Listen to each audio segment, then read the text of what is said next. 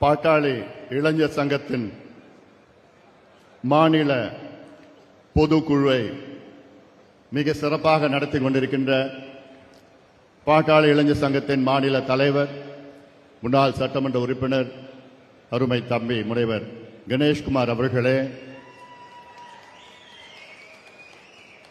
பாட்டாளி மக்கள் கட்சியின் பொதுச் செயலாளர் மரியாதைக்குரிய திரு வடிவேல் ராவணன் அவர்களே, பொருளாளர் அருமை சகோதரி திலகபாமா அவர்களே, தலைமை நிலை செயலாளர் பேராசிரியர் செல்வகுமார் அவர்களே மற்றும் பாட்டாளி இளைஞர் சங்கத்தின் செயலாளர்கள், என்னுடைய அருமை தம்பிகள் முருகசாமி அவர்கள், செந்தில் அவர்கள், கங்கா அவர்கள், வடிவேல் அவர்கள், ராஜசேகர் அவர்கள், பிரசாத் அவர்கள், தீனன் அவர்கள், அண்ணாமலை அவர்கள்,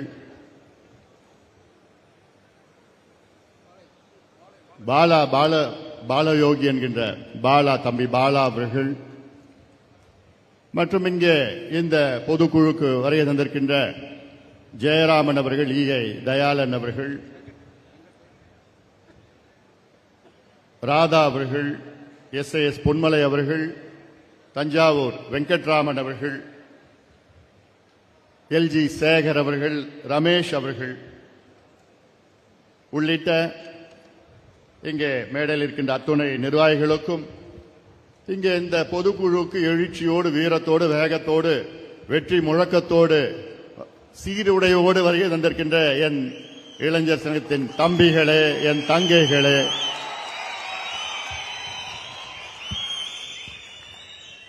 அனைத்து நிலை இளைஞர் சங்கத்தின் நிர்வாகிகளே, ஊடக நண்பர்கள் உள்ளிட்ட என் உயிரிடும் மேலான அன்பு பாட்டாளி சொந்தங்களே, உங்கள் அனைவருக்கும் இந்த அன்புமணி ராமதாசின் பணிவான வணக்கங்கள். உங்களை இன்று சந்திப்பதில் மிக்க மிக்க மகிழ்ச்சி. நானும் மீண்டும் உங்களை அன்போடு வரவேற்கின்றேன். நம் கட்சியிலே மிக முக்கியம் இளைஞர் சங்கம். இளைஞர்கள் உங்களை நம்பித்தான் நம் கட்சி இருக்கிறது. நீங்கள் வருகின்ற சட்டமன்ற தேர்தலில் அர்ப்பணிப்போடு நீங்கள் பணியாற்ற வேண்டும். இன்னும் 2 மாதத்தில் தேர்தல். இந்த தேர்தலில் எப்படி நீங்கள் செயல்பட வேண்டும் என்று கடந்த 6 மாதங்களாக உங்களுக்கு நான் சொல்லி வருகின்றேன். இந்த தேர்தலுடைய சூழல் பற்றி உங்களுக்கு தெரியும். நம் கட்சிக்குள் நடக்கின்ற இந்த சூழலும் அதுவும் உங்களுக்கு தெரியும். இந்த குழப்பங்களுக்கு யார் காரணம் என்றும் உங்களுக்கு தெரியும். இதற்கெல்லாம் ஒரே காரணம் யார் என்றால் திமுக, ஆளுகின்ற திமுகவை ஆட்சியை விட்டு விரட்டி அடிக்க வேண்டும். இனி தமிழ்நாட்டில் திமுக ஆட்சி நடைபெறக்கூடாது. இந்த தேர்தல் நமக்கு மிக முக்கியமான ஒரு தேர்தல். அதுக்காகத்தான் கடந்த 4 மாதத்திற்கு முன்பு தமிழ்நாடு முழுவதும் ஒரு நடைபயணத்தை மேற்கொண்டு ஒரு விழிப்புணர்வு ஏற்படுத்தி திமுகவுடைய அவல ஆட்சியை பற்றி அனைத்து தரப்பு மக்களை சந்தித்து அதை தெளிவுபடுத்தினேன். அதன் பிறகு மிகப்பெரிய மாற்றம் தமிழ்நாட்டில் வந்திருக்கிறது. ஆக இங்கே வந்திருக்கின்ற என் தம்பிகளும் தங்கைகளும், இன்னும் 2 மாதம் இருக்கிறது உங்களுக்கு. திமுக பணத்தை நம்பி இருக்கிறது, அவ்வளவுதான். பணம் மட்டும்தான் வச்சிருக்கிறாங்க. அவங்க ஆளு கிடையாது. கிராமத்திலையும் இல்ல, பூத்திலையும் இல்ல, எங்கேயுமே கிடையாது. நம்ம உங்களுடைய உழைப்பு, என் தம்பிகள் தங்கைகளுடைய உழைப்பு, குறிப்பாக இளைஞர் சங்கத்தினுடைய உழைப்பு. ஏன்னா எனக்கு தெரியும் என் தம்பிகள் எந்த எதிர்பார்ப்பும் கிடையாது. நம் இயக்கத்திற்காக, நம் கட்சிக்காக கடுமையான உழைக்கின்ற ஆற்றல் படைத்த என் தம்பிகள். நீங்க நினைச்சீங்கன்னா எந்த புரட்சி வேணா செய்யலாம். அவ்வளவு திறமை உள்ளவர்கள் நீங்கள். நான் உலகத்தில் எத்தனையோ நாடுகளை நான் பார்த்திருக்கிறேன். எத்தனையோ நாடுகளில் பல புரட்சிகள் நடந்திருக்கிறது. யாராலனா உங்களை போன்ற இளைஞர்களால். 2011 2012 அந்த காலத்திலே அரப் ஸ்பிரிங் ரெவல்யூஷன் என்று அங்கே ஆப்பிரிக்கா கண்டத்தில் வடக்கு பகுதியிலே மிகப்பெரிய ஒரு புரட்சி நடந்தது. துனிசியா நாட்டிலே அந்த புரட்சி தொடங்கியது. பிறகு லிபியா, ஈஜிப்ட் போன்ற நாடுகளில் அந்த புரட்சி பரவி 27 ஆண்டுகள் 30 ஆண்டுகளாக ஆண்ட அதிபர்களை ஒரே வாரத்திலே தூக்கி எறிய வைத்த அந்த நாட்டின் இளைஞர்கள், அவர்களை விட நீங்கள் திறமைசாலிகள், அவர்களை விட நீங்கள் வீரமுள்ளவர்கள். ஏன் அங்க போனோம்? இந்தியாவுல அண்டை நாடுகள் கடந்த ஆண்டு பங்களாதேஷிலே நடந்த மிகப்பெரிய ஒரு புரட்சி, ஆட்சி மாற்றம் நடந்தது. கடந்த ஆண்டு நேபாளில் நாட்டிலே மிகப்பெரிய ஒரு புரட்சி, ஆட்சி மாற்றம் நடந்தது. அதற்கு முந்தைய ஆண்டிலே இலங்கையிலே மிகப்பெரிய ஒரு புரட்சி, ஆட்சி மாற்றம் நடந்தது. அத்துணை புரட்சியும் செய்தது யார்? உங்களை போன்ற இளைஞர்கள் தான். அவர்கள் செய்த அந்த புரட்சி சில நேரத்திலே வன்முறை இருந்தது, அதை நாம் தவிர்க்க வேண்டும். ஆனால் தமிழ்நாட்டிலே ஒரு புரட்சி உங்களால் நடைபெற வேண்டும், நடைபெற்றுக் கொண்டிருக்கிறது. இன்னும் இறுதி கட்டம் இன்னும் 2 மாதத்திலே. அதனால்தான் களத்திலே இறங்குங்கள். இந்த தீய சக்தி திமுகவை பற்றி சொல்லுங்கள், இந்த ஊழல் திமுகவை பற்றி சொல்லுங்கள், இந்த மக்கள் விரோத சக்தி திமுக, பெண்களுக்கு எதிரான சக்தி திமுக, கஞ்சா விற்கின்ற திமுக, மது விற்கின்ற திமுக, கேடு கட்ட திமுக ஆட்சியை பற்றி நீங்கள் வீதி வீதியாக, வீடு வீடாக, ஊர் ஊராக சொல்லுங்கள். சொல்லி ஒரு மாற்றம் உறுதியாக நடக்கும், உறுதியாக நடக்கும். நல்ல கூட்டணிகளே நாம் சென்றிருக்கின்றோம். தமிழ்நாட்டிலே அண்ணா திமுக தலைமையிலான தேசிய ஜனநாயக கூட்டணி, மிகப்பெரிய கூட்டணி, வெற்றி கூட்டணியில் நாம் சேர்ந்திருக்கின்றோம். உறுதியாக நம் கூட்டணி வெற்றி பெறும். குறைந்தது 200 தொகுதிகளில் நாம் வெற்றி பெறுவோம். குறைந்தது. என்னுடைய ஆசை திமுக ஒற்றை இலக்கு தான். எண்ணிக்கையில 10க்குள்ள அவ்வளவுதான் வருவாங்க. அது பார்த்துட்டு தான் இருப்பீங்க. ஏன்னா நான் போய் பார்த்துட்டேன், எல்லா பகுதியிலும் பார்த்தா அவ்வளோ மக்கள் கோபத்தில் இருக்கின்றார்கள். திமுக மேல ஆத்திரத்தில் இருக்கின்றார்கள். அனைத்து தரப்பு மக்களும் அதிகமா யாருன்னா பெற்றோர்கள், பெண்கள், இளைஞர்கள், விவசாயிகள், நெசவாளர்கள், அரசு ஊழியர்கள் அன்றாடம் இன்று மக்கள் போராடி கொண்டிருக்கின்றார்கள். ஒரு 3 நாட்களுக்கு முன்பு நான் போய் பார்த்தேன், சத்துணவு ஊழியர்கள் போராட்டம். அங்க போய் உட்கார்ந்து பெண்கள் கிட்ட பேசினேன். அவ்வளோ பாவமா இருக்கு அந்த பெண்கள். ஐயா, நான் 15 வருஷமா இருக்கிறேன், 20 வருஷமா இருக்கிறேன், எனக்கு எவ்வளவுமா ஊதியம்னா 6000 ரூபாய், 6500 ரூபாய். இதை வச்சுட்டு ஐயா எப்படியா நான் வாடகை கொடுக்க முடியும்?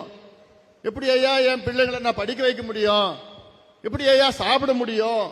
எப்படி ஐயா கரண்ட் பில் கட்ட முடியும்? எப்படி ஐயா நான் பஸ்ல போக முடியும்?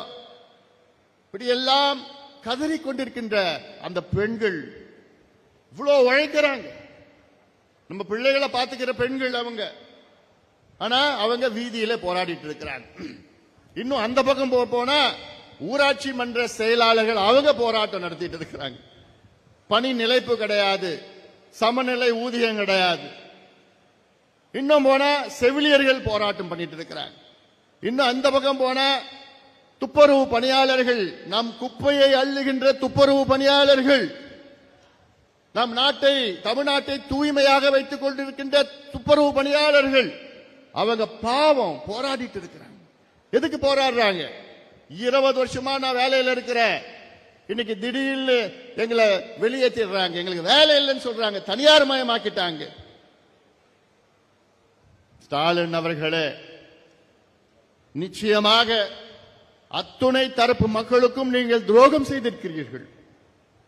ஒரு பக்கம் செவிலியர்கள், ஒரு பக்கம் மருத்துவர்கள், ஒரு பக்கம் இடைநிலை ஆசிரியர்கள், ஒரு பக்கம் துணை பேராசிரியர்கள், ஒவ்வொரு பக்கமும் ஒவ்வொரு போராட்டம் நடந்துட்டு இருக்குது. அத்துணை போராட்டத்திற்கு காரணம் யார் தெரியுமா? முதலமைச்சர் மு.க. ஸ்டாலின் அவர்கள். ஏன் தெரியுமா? 5 ஆண்டுகளுக்கு முன்பு இதே முதலமைச்சர் மு.க. ஸ்டாலின் அவர்கள் வாக்குறுதிகளை கொடுத்தார்கள் இத்தனை மக்களுக்கு. என்ன வாக்குறுதி? சத்துணவு ஊழியர்களுக்கு வாக்குறுதி, துப்புரவு பணியாளர்களுக்கு வாக்குறுதி, அரசு ஊழியர்களுக்கு வாக்குறுதி. ஊராட்சி மன்ற செயலாளர்களுக்கு வாக்குறுதி, செவிலியர்களுக்கு வாக்குறுதி, மருத்துவர்களுக்கு வாக்குறுதி, மீனவர்களுக்கு, நெசவாளர்களுக்கு, அத்துணை தரப்பு மக்களுக்கும் நாங்கள் ஆட்சிக்கு வந்தவுடன் இதை நாங்கள் செய்கின்றோம். பணி நிலைப்பு செய்கின்றோம், ஊதிய உயர்வு, பழைய பென்ஷன் போன்ற இப்படி அத்துணை வாக்குறுதி கொடுத்து அதை முழுமையிலும் ஏமாற்றிய மு.க. ஸ்டாலின் அவர்களை நிச்சயமாக மக்கள் மன்னிக்க மாட்டார்கள். இதைத்தான் நீங்கள் எடுத்து செல்ல வேண்டும், சொல்ல வேண்டும். இந்த செய்தி தான் நீங்க வீடு வீடா போய் சொல்லுங்க. எல்லார் வீட்லயும் யாராவது அங்க இருப்பாங்க. யாரு? பெண்கள், பெற்றோர்கள், இல்ல அரசு ஊழியர்கள், இல்ல செவிலியர்கள் இருப்பாங்க, துப்புரவு பணியாளர்கள் இருப்பாங்க. இப்படி பாதிக்கப்பட்ட மக்கள் அத்தனை பேரும் அவங்க இருப்பாங்க. அங்க போய் நீங்க பார்த்து சொல்லணும். ஏன்னா இது அவசியமான அந்த அளவுக்கு ஒரு மோசமான ஆட்சி. ஆனால் நாடகம் ஆடிக்கொண்டிருக்கின்ற ஸ்டாலின் அவர்கள், எனக்கு ஒரு அதாவது இந்த 2 மாதத்துல 2 மாதங்களும் இல்ல, 1.5 மாதத்துல 45 நாள்ல ஸ்டாலின் அவர்கள் 26 அறிவிப்புகள் வெளியிட்டிருக்கின்றார். இதுதான் பெரிய ஜோக்கு. 5 ஆண்டு காலம் ஆட்சியில் இருந்த ஸ்டாலின் அவர்கள் அப்பெல்லாம் விட்டுட்டார். என்னன்னு ஆட்சி அவர் என்னன்னு கூட தெரியல, என்ன நடக்குதுன்னு கூட தெரியல, அது வேற. இந்த 45 நாள்ல 26 அறிவிப்புகள். என்ன அறிவிப்புகள்? திட்டங்களாம் தான் சொல்லுவாங்க. சாகர நேரத்தில் சங்கரா சங்கரான்னு சொன்னான். இன்னும் இருக்க போறதே இன்னும் 2 வாரத்தில் கோட் ஆஃப் கான்டக்ட் வரப்போகுது. 5 ஆண்டு காலம் தூங்கி கொண்டிருந்த திமுக தேர்தல் வந்தவுடன் முழித்துக் கொண்டு, அதுவும் எப்படிப்பட்ட வாக்குறுதிகள், எப்படிப்பட்ட திட்டங்கள், இது திட்டங்கள் ஆகலாம். அதாவது 45 நாள்ல 26 திட்டங்கள். வெக்கக்கேடு இதெல்லாம். அதாவது இதுல நான் எனக்கு படிக்கிறதுக்கு கூட மனசு வரல, ஆனாலும் உங்களுக்கு கொஞ்சம் தெரிவிக்கணும். இன்னுயிர் காப்போம் நம்பிக்கை நம்மை காக்கும் 48, நலன் காக்கும் ஸ்டாலின், யார நலத்தை காட்டான்னு தெரியல. பாதம் காப்போம், இதயம் காப்போம், கலைஞர் கனவு இல்லம், அன்பு கரங்கள் திட்டம், அன்பு சோலை திட்டம். இது யாராவது கேள்விப்பட்டிருக்கீங்களா? நான் நிச்சயமா நான் யாருமே கேள்விப்படல. ஆனாலும் இது தினம் ஏதாவது அறிவிப்பு ஏதோ எழுதி கொடுப்பாங்க, அதை படிச்சுட்டு போவாரு. அவருக்கும் என்னன்னு தெரியாது, எழுதி கொடுத்த அதிகாரிக்கும் என்னன்னு தெரியாது, அதுக்கு நிதியும் கிடையாது, எதுவுமே கிடையாது. ஆனா மக்கள் ஏமாந்துருவாங்கன்னு இவங்க நினைச்சிட்டு இருக்கிறாங்க. ஏமாற போவது இவங்க தான். தோழி விடுதியா, குறு சிறு நிறுவனங்களுக்கு கடன் உத்தரவாத திட்டமா, கலைஞர் அனைத்து கிராம ஒருங்கிணைப்பு வேளாண் வளர்ச்சி திட்டமா, கலைஞர் நகர்ப்புற மேம்பாடு திட்டமா, உங்களுடன் ஸ்டாலின். நாயா தினம் தானே ஸ்டாலின் அவர்களை உங்களை டிவியில பார்க்கிறோம். ஒரு அறிவிப்பு ஏதோ ஒன்று எழுதி கொடுத்து படிச்சுட்டு போறீங்க. கலைஞர் கைவினை திட்டமா, உள்ளாட்சி அமைப்புகள், அயோத்தியதாஸ் பண்டிதர் குடியிருப்பு, தொல்குடி திட்டம், டாக்டர் கலைஞர் விளையாட்டு திட்டம், பேராசிரியர் அன்பழகனார் கல்வி திட்டம், பேருக்கு குறைச்சல் இல்லை. பெருந்தலைவர் காமராஜ் திட்டம், ஏதோ திட்டம், அண்ணல் அம்பேத்கர் திட்டம், முதலமைச்சர். இப்பதான் உங்களுக்கு தெரியுது பேரெல்லாம். தேர்தல் நெருங்க முதலமைச்சர் தாயுமானவர் திட்டமா, முதலமைச்சர் கிராம சாலை மேம்பாடு. இது ஸ்டாலின் அவர்கிட்ட கேட்டாலே தெரியாது.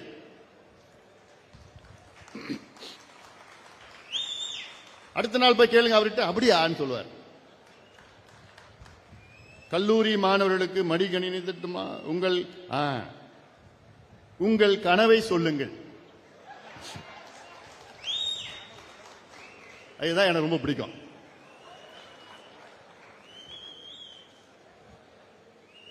உங்கள் கனவை சொல்லுங்கள். சொல்லிடலாமா?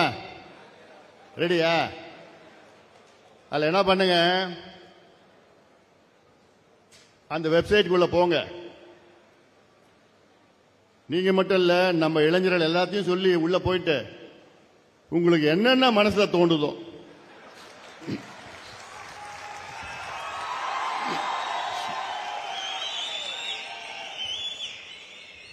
பதிவு பண்ணிடுங்க. கெட்ட வார்த்தையை தவிர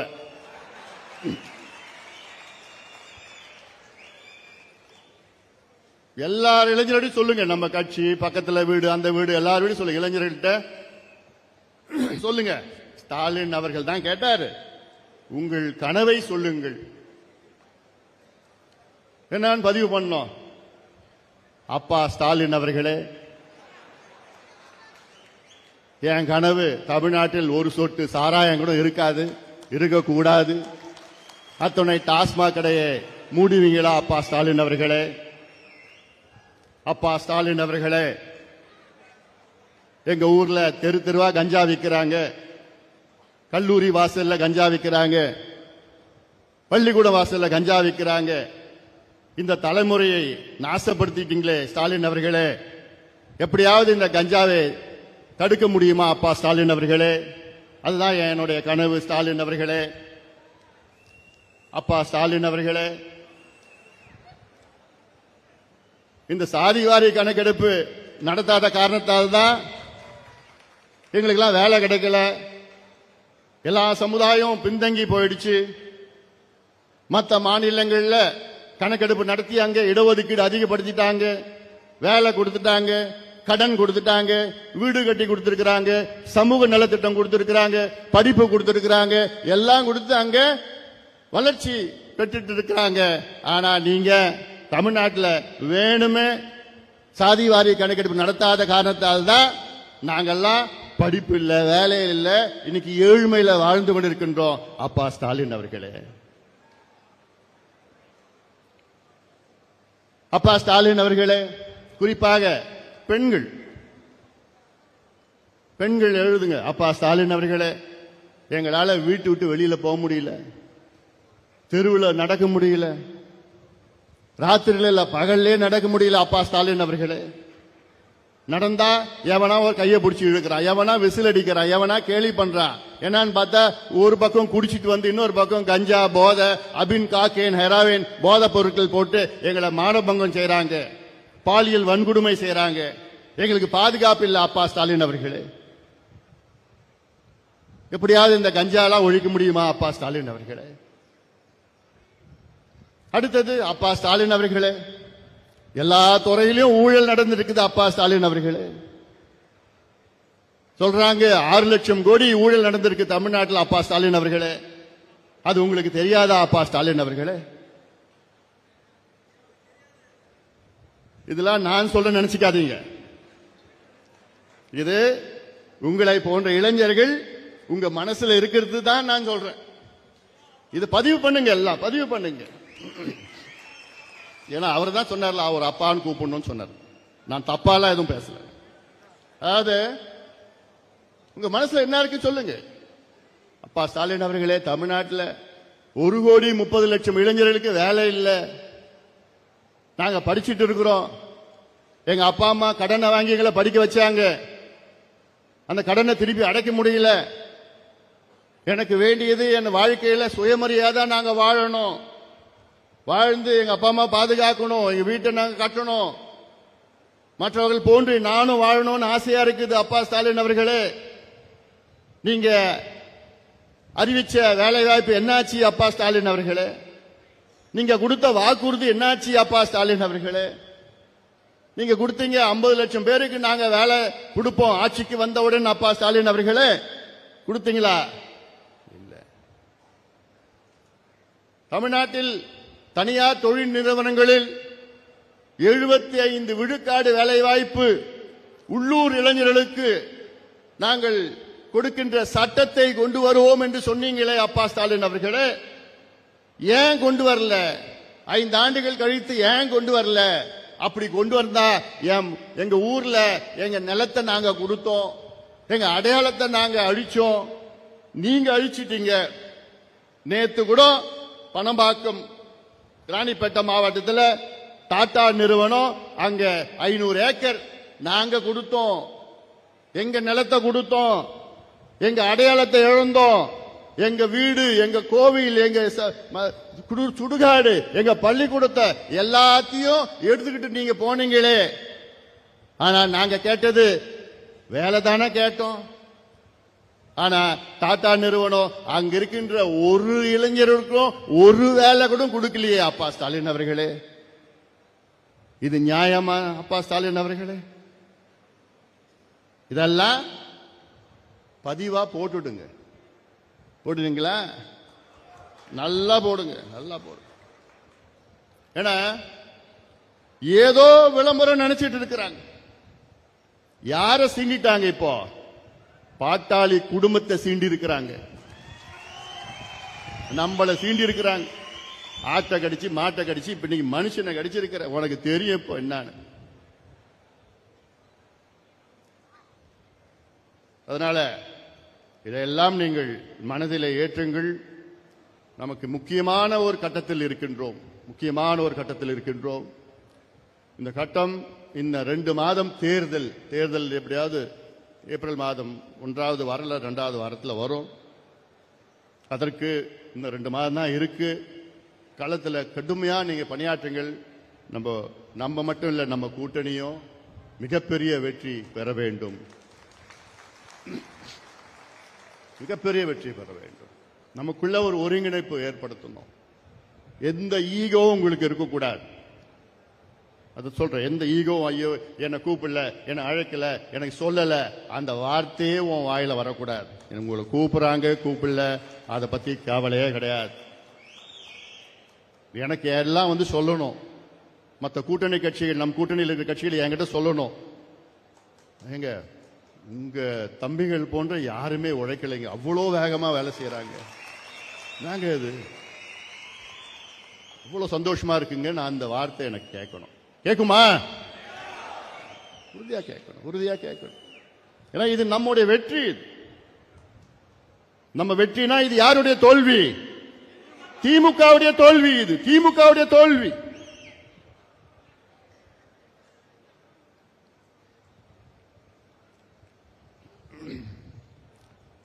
அதை பத்தி பேசக்கூடாதுன்னு, அதாவது ஐயாவை சுத்தி சில துரோகிகள் இருக்கிறாங்க.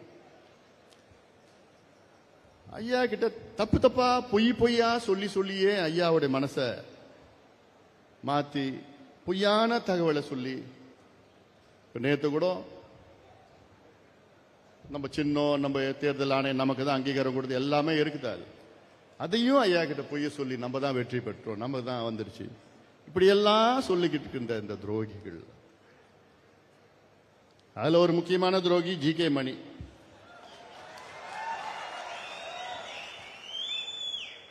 அதை பத்தி நான் இன்னும் நிறைய இருக்கு, அப்புறமா சொல்லிக்கிறேன்.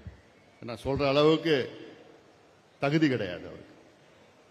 இந்த கூட்டத்தில் அவரை பத்தி பேசுறதுக்கு தகுதி கிடையாது, தகுதி இழந்துட்டார். ஏன்னா இதெல்லாம் நான் வேற விதத்தில் சொல்றேன். ஏன்னா அதைத்தான் நான் மீடியாவில் போடுவாங்க நாளைக்கு. இன்னைக்கு தமிழ்நாட்டில் அனைத்து தரப்பு மக்களும், மீண்டும் சொல்றேன், அதிகமா கோபமா இருப்பது பெண்கள் தான், பெற்றோர்கள் பெண்கள் தான் இருக்கிறாங்க. தினம் சட்டம் ஒழுங்கு பிரச்சனை மட்டும் இல்லை, தினம் பெண்களுக்கு எதிரான ஒரு நிகழ்வு நடந்துட்டு இருக்கு, தினம் நடந்துட்டு இருக்குது. அவ்வளோ கோபத்தில் இருக்கின்றார்கள். அரசு ஊழியர்களை பத்தி உங்களுக்கு தெரியும், ஆசிரியர்கள், இணை பேராசிரியர்கள், எங்க போனாலும் மருத்துவர்கள், நெசவாளர்கள், விவசாயிகள் எல்லாம் உங்களுக்கு கோபத்தில் இருக்கு. இன்னைக்கு திமுக இன்னைக்கு ஏதோ களத்துல இருக்கிறாங்க, இல்ல களத்துல ஏதோ இருக்கிற மாதிரி ஒரு தோற்றத்தை உருவாக்கி இருக்கின்றாங்க. ஒரு இல்யூஷன் தான் திமுக இன்னைக்கு, ஒரு இல்யூஷன், அவ்வளவுதான். அதுக்கு காரணம் என்னன்னா சில ஊடக நண்பர்கள், அவ்வளவுதான். இப்ப எல்லாமே புரிஞ்சுக்கிட்டாங்க அவங்கள பத்தி. இன்னும் கொஞ்ச நாள் ஊடகமும் அவங்க வேலையை காமிச்சிட போகுது நினைச்சிட்டு இருக்கிறாங்க. ஏன்னா இவ்வளவு ஒரு மோசமான ஆட்சி தமிழ்நாடு பார்த்தது கிடையாதுப்பா. தமிழ்நாட்டில் இதுவரைக்கும் சுதந்திரத்துக்கு பிறகு தமிழ்நாட்டில் 16 தேர்தல்கள் நடந்தது. அதில் 12 முதலமைச்சர்கள் தேர்வானார்கள். நம்முடைய கர்ம வீரர் காமராசர் அவர்கள், அண்ணா அவர்கள் போன்ற முதலமைச்சர்கள் எல்லாம் 12 பேர் தேர்வு பண்ணாங்க. இந்த 12 முதலமைச்சர்கள் மிக மோசமான முதலமைச்சர் என்று பெயர் எடுத்தது இப்ப இருக்கின்ற முதலமைச்சர் மு.க. ஸ்டாலின் அவர்கள். என்ன நடக்குதுன்னே தெரியாத முதலமைச்சர் நீங்க பார்த்திருக்கீங்களா? அவர் என்ன நடக்குதுன்னே தெரியல.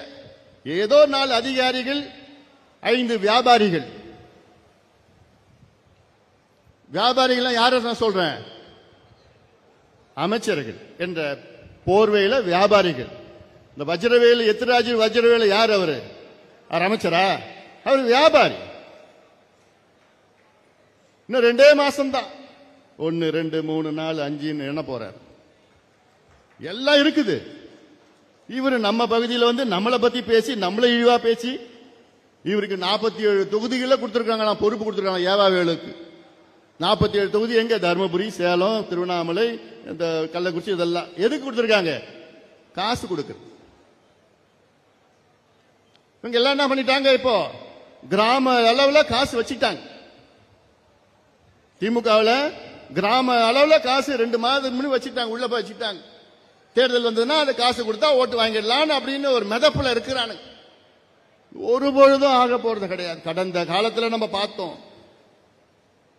கடந்த காலத்தில் எவ்வளவு நம்ம பார்த்தோம், வரலாற்றை பார்த்தோம். இன்னைக்கு அதே போன்ற அமைச்சர்கள் தான் 4 பேர் இருக்கிறாங்க. அவங்க தான் கலெக்ஷன், கமிஷன், கரப்ஷன். சமீபத்தில் என்னுடைய அறிக்கை நான் வெளியிட்டேன். ராயபுரத்திலிருந்து திருவான்மியூர்ல இருந்து உத்தண்டி வரைக்கும் பறக்கும் சாலை 14 கிலோமீட்டர். அதுல 700 கோடி ஊழல் நடந்திருக்கு. 700 கோடி யாருன்னா ஏவாவேலு. அது என்னயா? ஒரே ஒரு கம்பெனி, ஆந்திரா கம்பெனி, ஒரு கம்பெனி தான் இருக்காங்க உலகத்தில். வேற எந்த கம்பெனியும் கிடையாதா?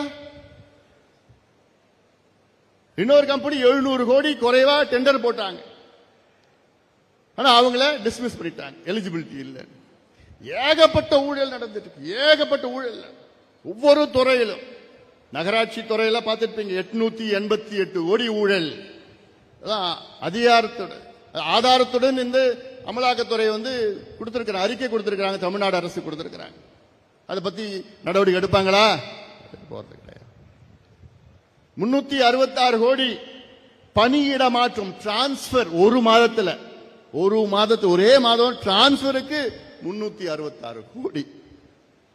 1020 கோடி போஸ்டிங் ஊழல். மணல் 4700 கோடி மணல் கொள்ள.